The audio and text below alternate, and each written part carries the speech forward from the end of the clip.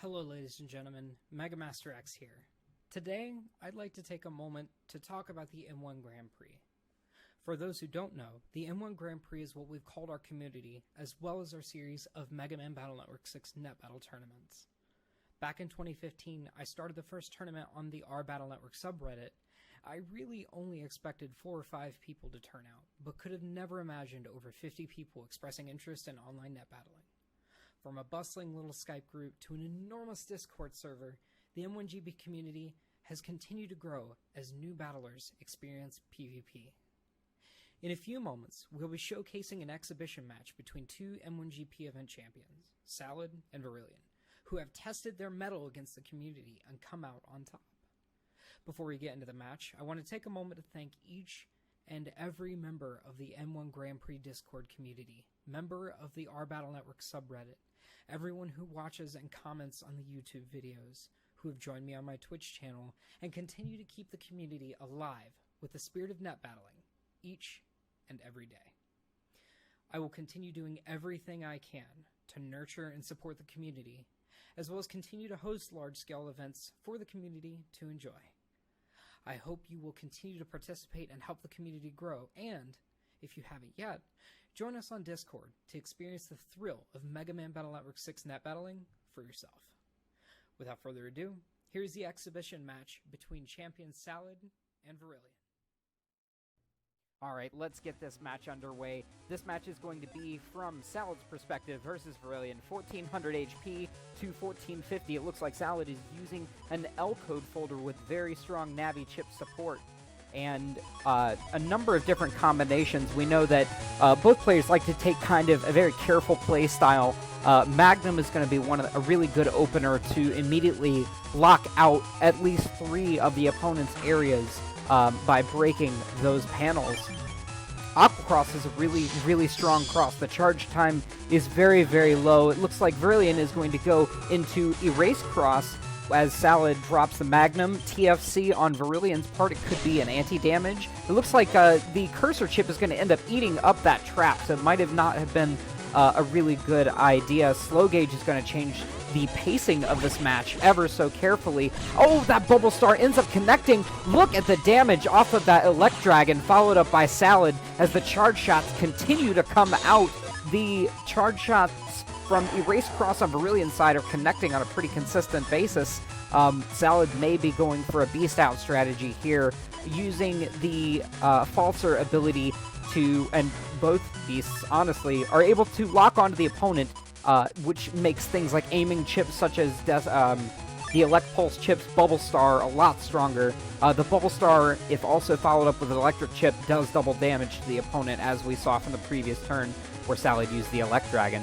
Virillion's taking his time and customizing here, knowing that he's at a severe HP disadvantage to Salad at this point. Playing carefully is going to end up being the best option for Virillion at this point. A couple of grass panels are on the field. If Virillion can make use of those with a fire chip, those also can do double damage, playing to those weaknesses.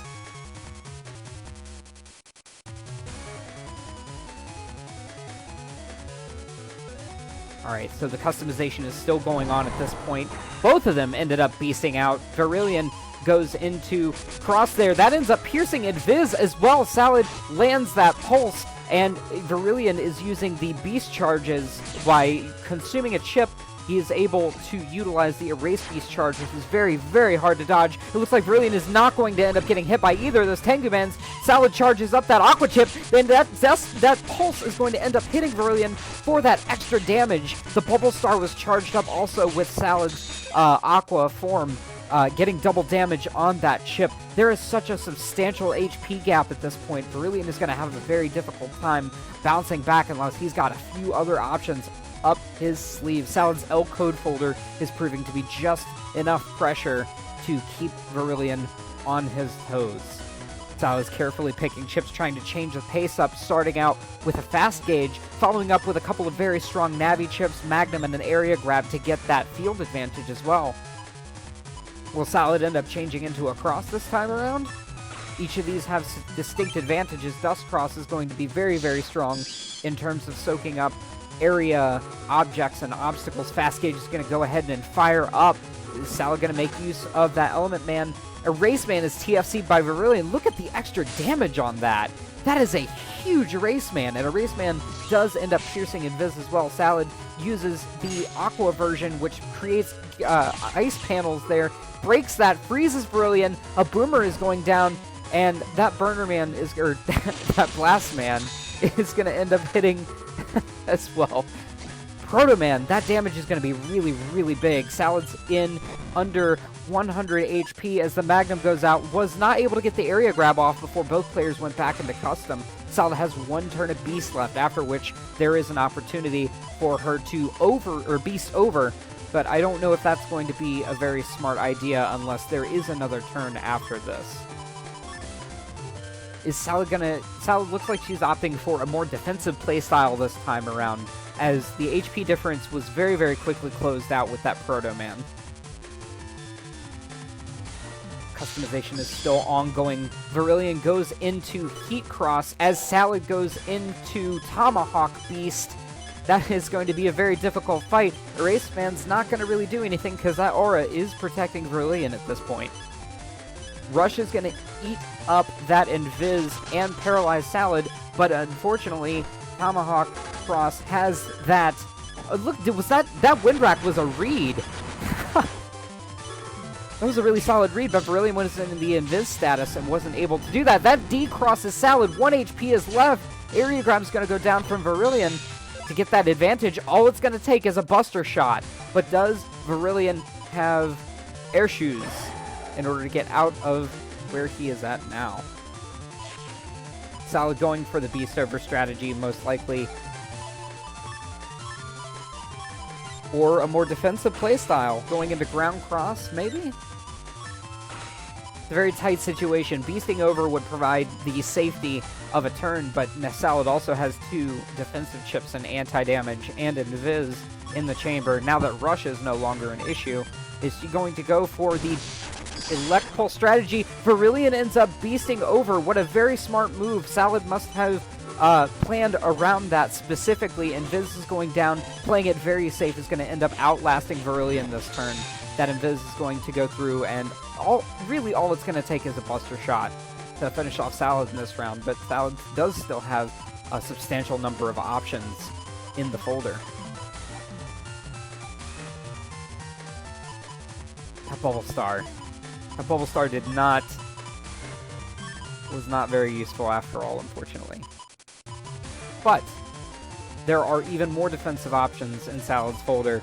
It looks like the folders that are constructed by Salad are able to switch gears at a moment's notice, which is very, very strong, especially when you're up against a strong opponent such as Virillion.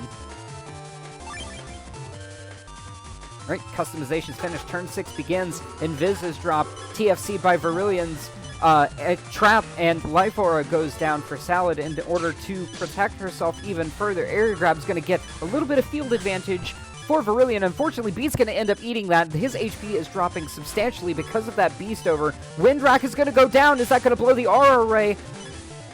Or are those books do not connect because the hole's on the field. Windrack ends up blowing Salads away, and it looks like the Buster Shot was just enough to take Virillion down this round. 1 HP to 1 HP, a very close round. As we're going into round 2, we see that Salad's chip draws are really strong, but one of these, she's going to have to go into Dust Cross in order to soak up these ice cubes because they're going to end up stopping any sort of Bub Star plays.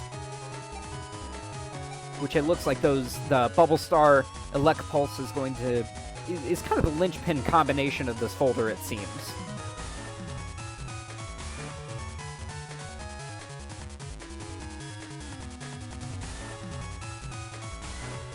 Continuing to contemplate the turn.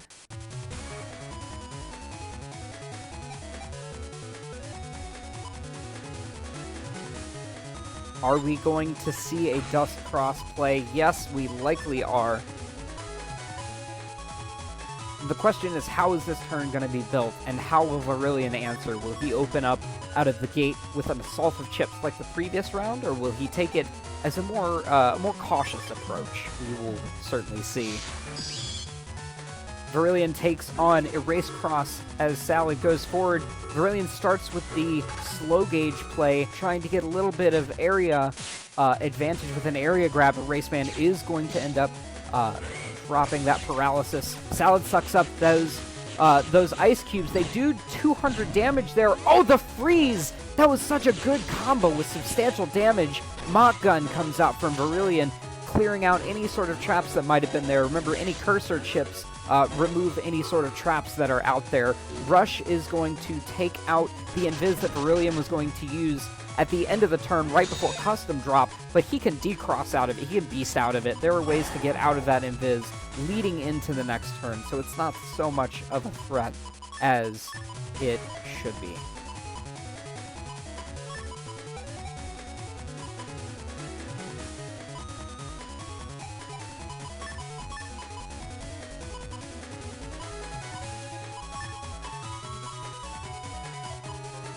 Salad taking a beast out turn, trying to read up for that potential aura play.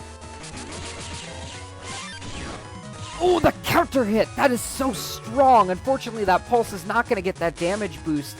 It completely whiffed, but those Judgeman books are going to close in, reclaim some of Salad's field, and the Buster shots are going to continue raining down. High Boomer is not going to connect as Salad was maintaining the position on those center parts of the field.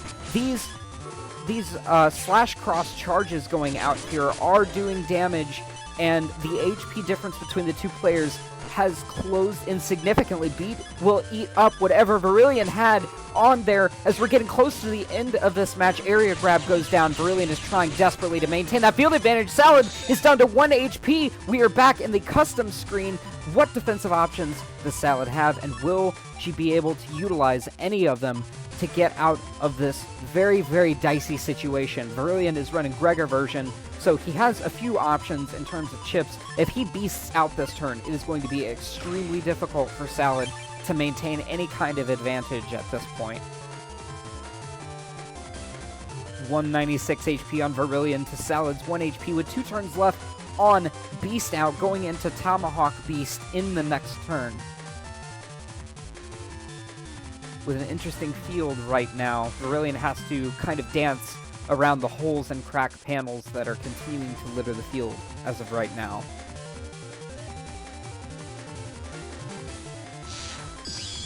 Alright, looks like Virillion's going to maintain slash cross. How is this going to get closed out? That pulse ends up hitting. Salad closes it out with a Buster Shot for a 2-0 victory. And now we have a very special set of interviews. First up is an interview with NetBattle community member Eurasia.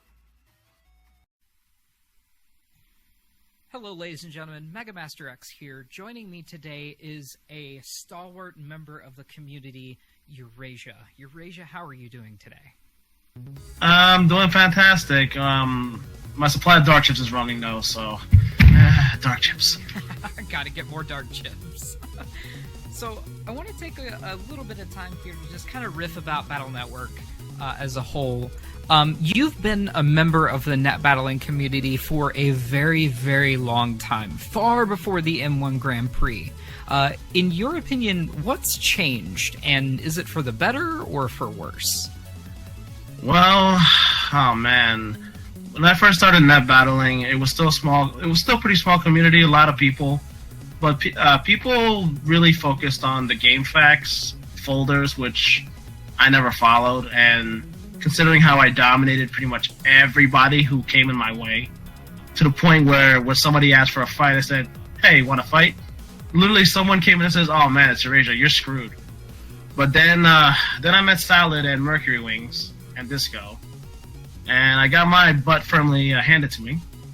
And soon after that, I started seeing more people, more folders, and more strategies. So definitely, since we have more resources available now, and we're reaching a wider audience, I think it's grown for the better so far. Especially since we've gone away from those game fact folders that say they're really good when they're actually just really bad in terms of PvP. Maybe PvE, not PvP. PvP is a whole different monster. That is true. I certainly agree. I think that we have certainly come a long way just in technology with VBA Link and Hamachi, things like that. Of course, you were using those kinds of tools back in the day too, weren't you? Yep, we were using VBA and Hamachi, although some people still couldn't get it to work back then or it felt uncomfortable. So we did do some port forwarding. But Hamachi's been a staple in playing Battle Network Online, Battle Network 6. Although I didn't find out about the special Boktai crossover until maybe 4 years ago. I found it out long before. But it's cool the fact that VBA has been there for us to play Battle Network. Yeah, and the crossover mode is a pretty it's pretty fun. If you haven't given it a shot, it's certainly worth a try. Indeed, it's a nice fun mode, and it's cool that since Battle Network 4, they've tried showing. Well, they mentioned that the World of Boktai and Land's World are parallel, but that's beside the point. It's cool that we also got the Boktai chips and in the Japanese version of Battle Network as well. Yep, those are always fun. I really like Otenko just as a chip from that. It's a real shame that we didn't get those chips in any other iterations of Battle Network besides 4 here, at least in the States and Europe. So kind of kicking back a bit, here's a theoretical for you. You are theoretically working with Capcom and have been selected to pick a single Battle Network game to remaster. Which one do you pick and why? I might as well go with Battle Network 1 for nostalgic. I'm just kidding. I would honestly, well, if it's just a solo game, oh man, that's really tough. But from what I've seen, well, if I'm working for Capcom, I wouldn't listen to the fans. If it was me who was a fan, who started working at Capcom, and this happened, I would go with 6, and I would go with the plan of Battle Network 6, Double Beast, make all the original games useful in some way, even if the technology's kind of out of date now. But I would definitely do something with Battle Network 6. Battle Network 6 is the most tried and true game right now. It's the most advanced game. And I'm pretty sure Mid has mentioned that the battle system in 6 is the best out of all of them. And going back to Battle Network 5 DS, handled battles even better than 5 GBA. I can't imagine the kind of nonsense you can pull with Battle Network 6 on the 3DS, or maybe even a Switch, even though that's a stretch right there. Capcom on the Switch. I mean, having the Wi-Fi battles, like the system for 3 was really refined. It used Nintendo Wi-Fi connection, and like it really showcased what random matchmaking could do with a rating attached to it. And I think it was really a pleasant battle experience, and I would yearn for that too. So I definitely agree with you there. Yeah, Star Force 2 and 3 really showed that people like playing online and people like fighting. Although I think 3 started the whole card trading for Star Force, but I think in general, PvP for Mega Man shows that the online aspect is there. People want it. It's too bad that Sky Coliseum never got a proper Wi-Fi equivalent. Yeah. I hope you're listening, Capcom. And if you're there, we will not charge you a consulting fee. So, when you're net battling with other people in the community, what do you look for in those battles? Do you try to kind of read your opponents, or do you focus on your own strategies to try to outplay your opponent? Honestly, the word strategy and me do not go hand in hand in the league. A lot of people will probably be surprised about that. I look at what chips. I focus on 2 things the moment the battle starts. If it's something unfamiliar, I look at HP, and I see what my first 5 chips. I usually pick my chips really fast, like knowing, okay, I'll use this, and that. And usually by the second draw is when I start really thinking, okay, I'll use this, I'll bait them with this other time stop so I can bait this. I guess the best way to refer the way I go to things, I use my not strategy and strategy. I honestly do not do anything too intense. I just use what's on my custom screen. I may cross depending on the situation, but in general, I'm like the anti-strategy. like my no strategy. I think that just judging from your stellar performances in that battle or Q in Season 1, I think that has done pretty well for you, because like most of your opponents, they don't really know what to expect out of you. You're kind of like a force of nature when you battle, and I think that shows in your play style and your folder selections too. You're very wise with your chip decisions, and that kind of in-the-moment style that you have has proven to be very strong and rare in the community. Unfortunately, a lot of people try to focus in on their own combos, with the exception of like players at the high end I've seen. They try to kind of focus on their combos and making sure that they control their opponent before they can be controlled, which is, it's part of PvP. Yeah, I've always tried to go against the meta personally, because I've never liked that, but that's just me. There are certain things that I do use, but I never go full on what the meta is. Like, I am liking how some people are not using super armor. Like, I've gone a folder without megas or gigas or invis, which has worked, but it's not perfect. But it's always good to see what could work. I've gone no megas and gigas, so I don't have to deal with rush, and I've gone no invis. So I'm the rush. I'm smart. I've gone no megas and gigas, so I don't deal with beat, and no invisible, so I don't have to deal with rush. Oh, which is actually not a bad idea in practice, but I have to make sure that whatever is not in there has to be replaced with something with similar power, because not having a mega chip is a good deal of damage. But hey, like I like experimenting, like especially with the mod.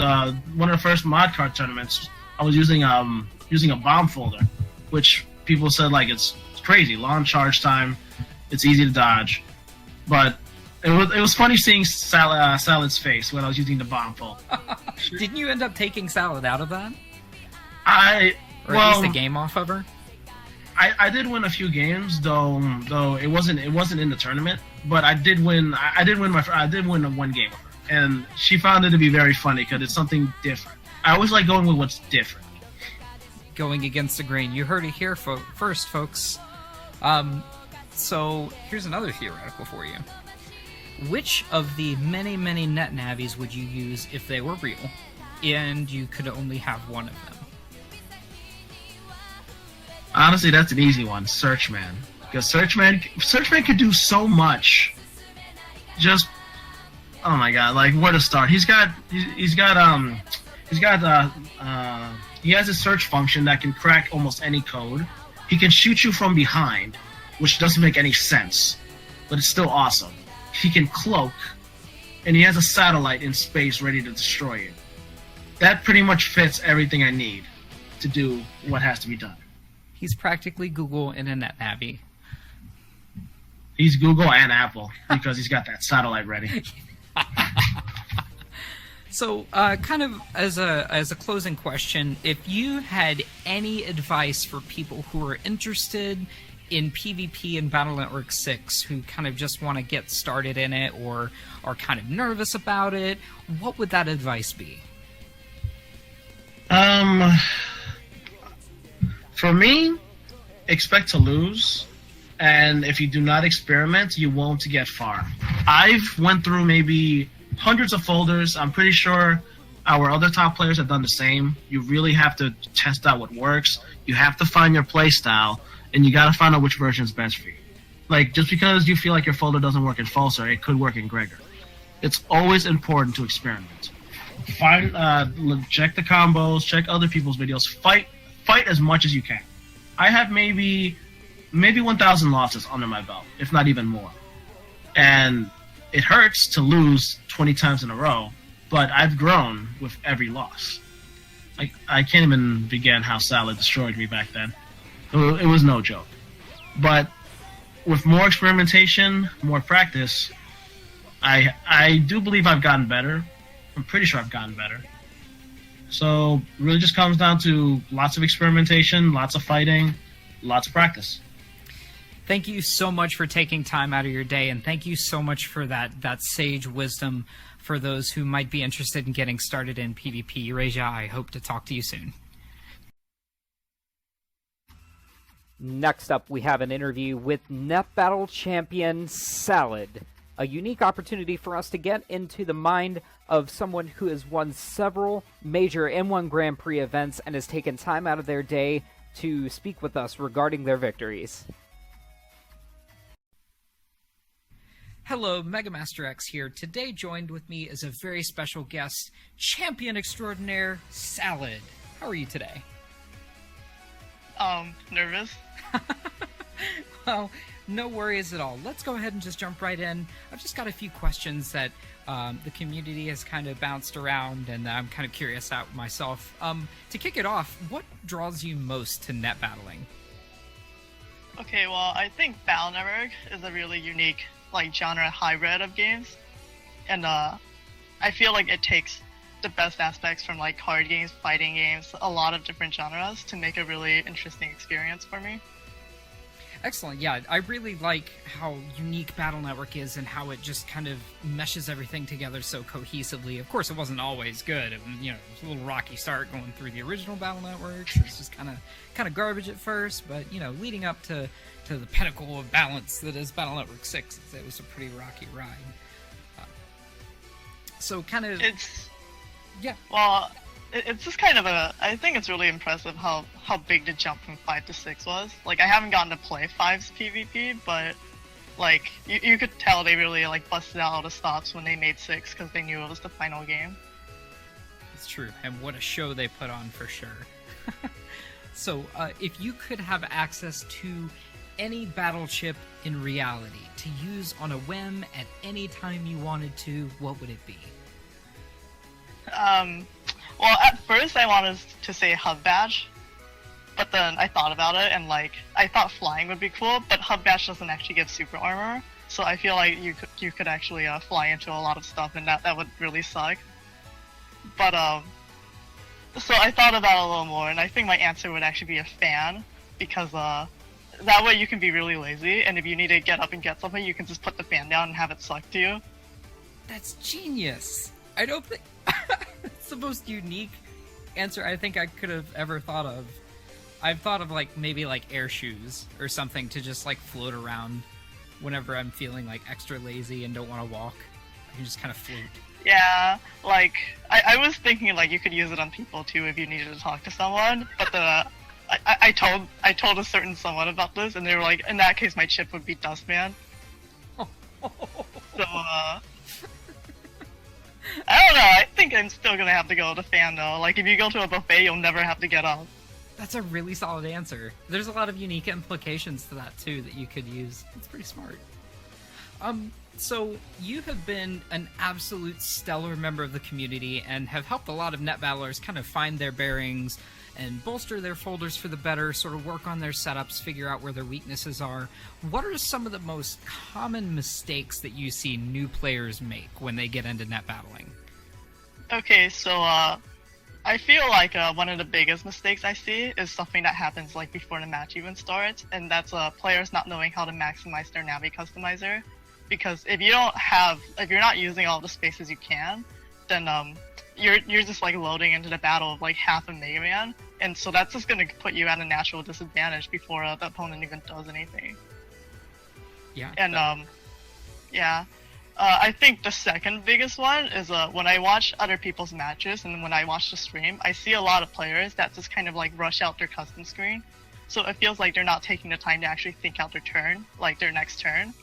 And I actually view the custom screen something similar to boxing, where you have the rounds and you have those breaks between rounds where you go back into the corner and your coach is telling you, giving you advice and stuff.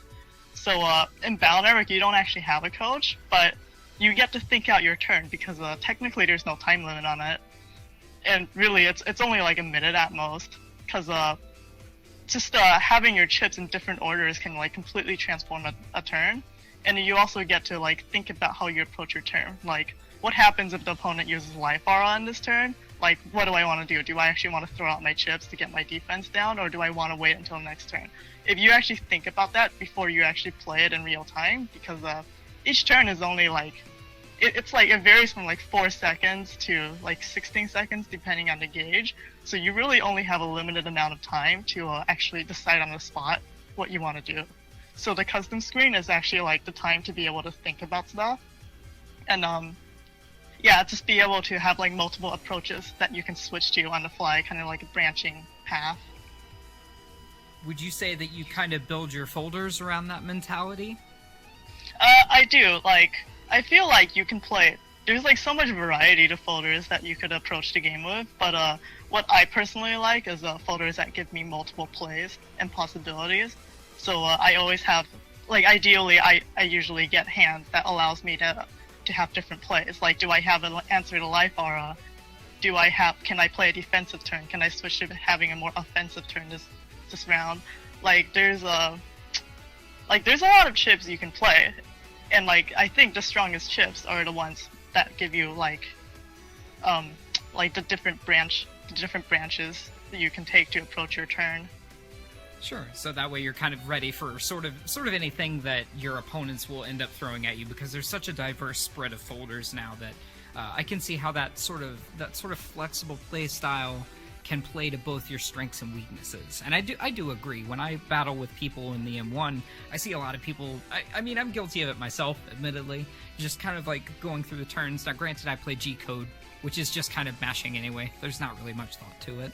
But yeah, like I definitely do it sometimes too. But like every time I do that, like I mean, I'm just kind of like naturally, I just naturally have to like double check what I'm doing. So when I do that, I'm always like, I regret those, and immediately I can see why I would regret it because something bad happens.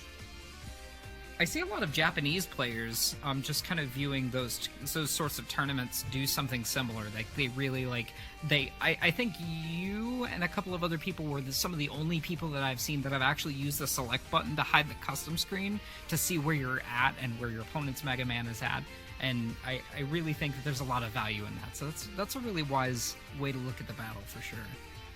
Alright, so the most important thing about pressing select is that you look a lot smarter when you do it, because when people watch your match, you're like, oh, they must be thinking about something. So that's my pro tip. Like, if you completely blink out, just like press select, so people at least think you know what you're doing. It was a farce the whole time. Well, we'll leave that open to interpretation. So, I've got to ask a question that's pressed in a couple community members' minds, and a question that we see pop up every now and again when there are newcomers to the M1. Falzer or Gregor? Okay, well, like, I know there's, like, been this intense rivalry, like, ever since the games came out, and, I'm both a dog person and a bird person, but, so I don't really want to answer this question as it is, but I will say that the other day I walked past my 2 cute dogs in order to feed some crows outside, so just take that as you will.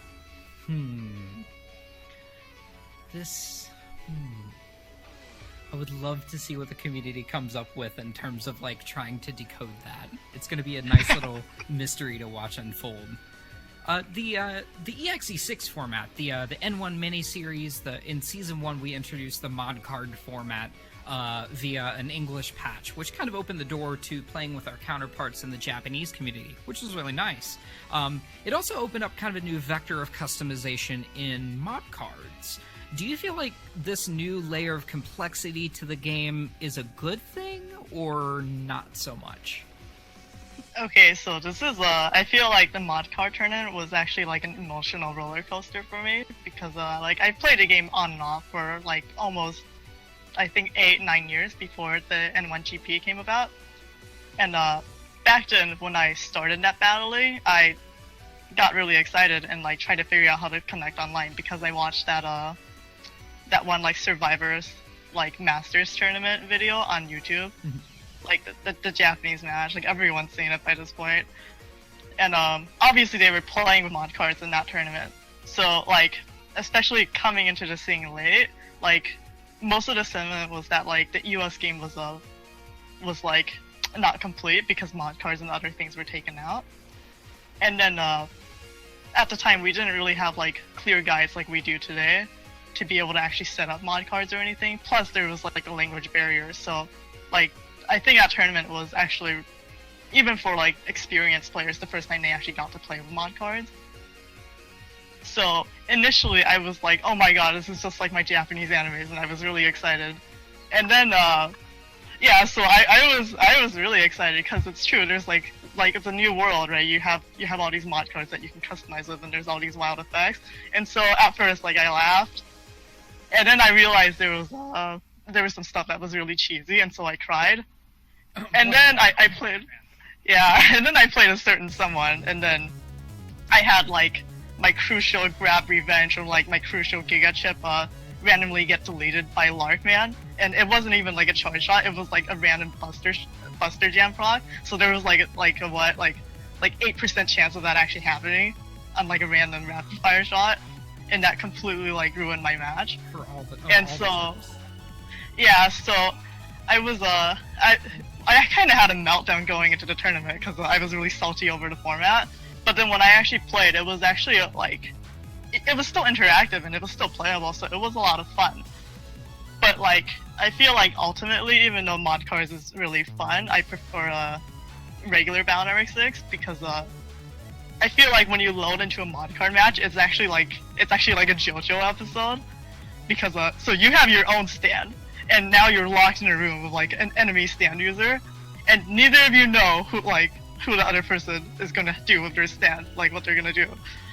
And then so you're just kind of hoping that like your cheese is able to like cheese their cheese, and like hopefully their cheese doesn't perfectly counter your cheese. And then like you have to basically like, I feel like it places a lot more importance on like what you actually build before you go into the game, and that your game decisions, like the actual actions you take in the game, is a lot less important than in regular MegaMasterX 6 because it's less flexible. It's all around like your setup. But it was their rock cube the entire time. Haha. You may have thought that they were going to dust cross, but they anticipated the dust cross by using a noob. I don't.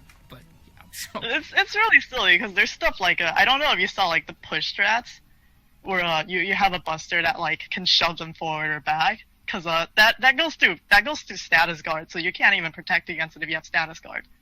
Like it's like a hard push effect, so like it cancels any actions, and it's also really disorienting to play against. And then like the weird thing about it is if you happen to play against that one guy that has the ice cube charge shot, I think push doesn't actually damage the cubes, so like you can't actually use your buster against someone that has the ice cubes. Like the one person that uses it, even though you're basically terrorizing everyone else by like shoving them left and right.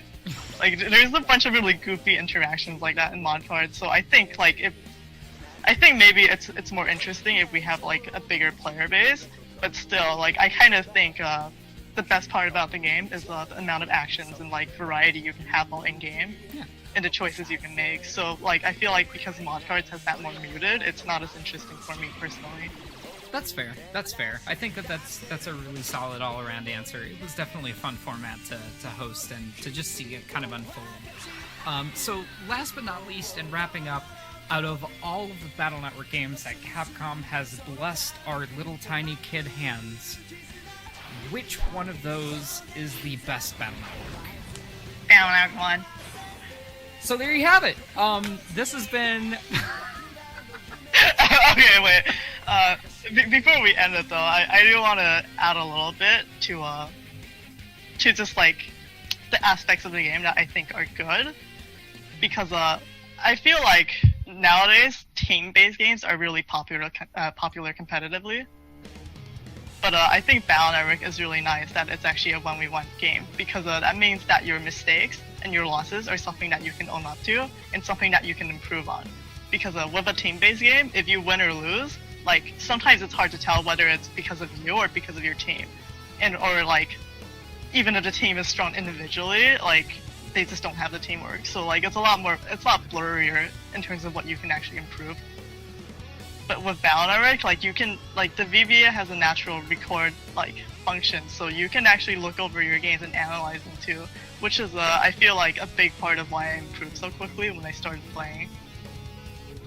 Yeah, I think a lot of people kind of forego that too. I mean, it's easy to see when with the N1 Grand Prix events, you know, you can see your own matches, and I hope that more people do end up taking the time to study themselves, because I mean, you're your own harshest critic, and seeing seeing where you make those mistakes, it's a lot easier to go, okay, well, I should probably stop using Corn Fiesta when I'm 3 panels away from my enemy. Things like that. Yeah, like there's some obvious ones, like there's some obvious mistakes, but like when you look over your match, like it's not only the really big mistakes that haunt you, but like you can also pick up on like smaller things, or even cool stuff that your opponent is doing that happens so quickly that like you didn't really process it when you were playing, but you can like sort of learn from afterwards. Certainly. Well, I think that's going to about wrap it up. We're getting close to the edge of the segment. So, Salad, again, I wanted to take some time to thank you so much for being such a great part of the community and for helping our newcomers kind of get the ropes and helping them diagnose their folders and issues there. We definitely are lucky to have you and Eurasia and just everyone in the M1 community. We're really lucky to just have each other.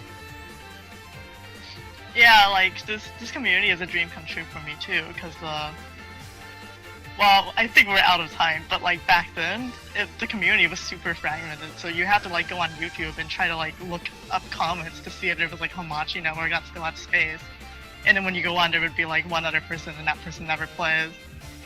So yeah, like this is a really big deal. Definitely. To have a community now. Eurasia was talking about the olden days with Mercury Wings, yourself, and Disco, and just it was very kind of like visceral and nostalgic. And I hope that someday that we can look back on this and go, well, you remember that time that Killer 336 actually joined the N1 and played all competitively? Yeah, me neither. So.